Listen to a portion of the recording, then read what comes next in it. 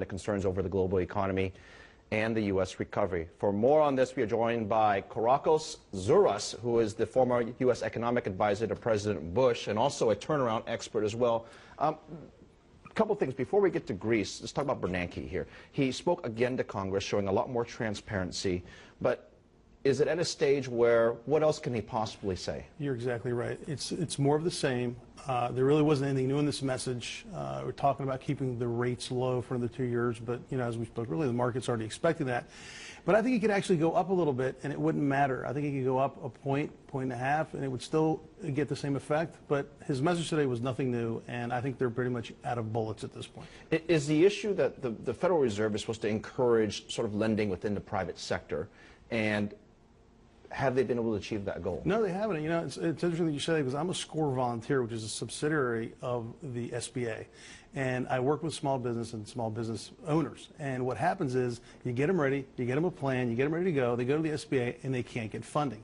Furthermore, I've actually spoken to bank presidents here locally, and when they got their stimulus money, and I'll be talking, they'll go, oh, but we have no intention of lending it.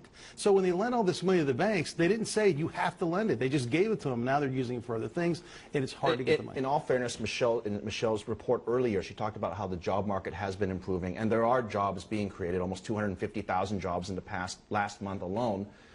Is it a temporary thing that you see, or is it something else that we're missing? Well, first of all, there's 3 million people that are out of the workforce that we're not talking about.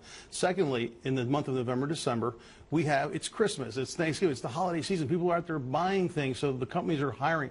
But here's what's happening now. We have problems in Iran. Gas prices are going to go up. At the sound of something's happening, it goes up. People aren't going to be able to afford to pay their bills and take care of their families, let alone go out and have extra money to spend. So whoever got hired, here's what's going to happen. The employer's going to say, you know what, Bob, Mary, whoever, I know we hired you, we got to let you go because there's no demand here. I want to ask you, because you're involved in small business, why should a small business owner care about what's happening in Greece? Because at some point, our government, our banks, its banking system, our financial institution is tied into these other banks, okay? And when they collapse, if Greece fails to pay their sovereign debt and says, you know what, we're going back to the drachma, well then, and then everybody else follows suit, we're going to be in big trouble. We're invested in these companies. So how do we make it back? Higher taxes to pay for this losses. That's another conversation. Thank you very much for joining us. We're going to have you back again.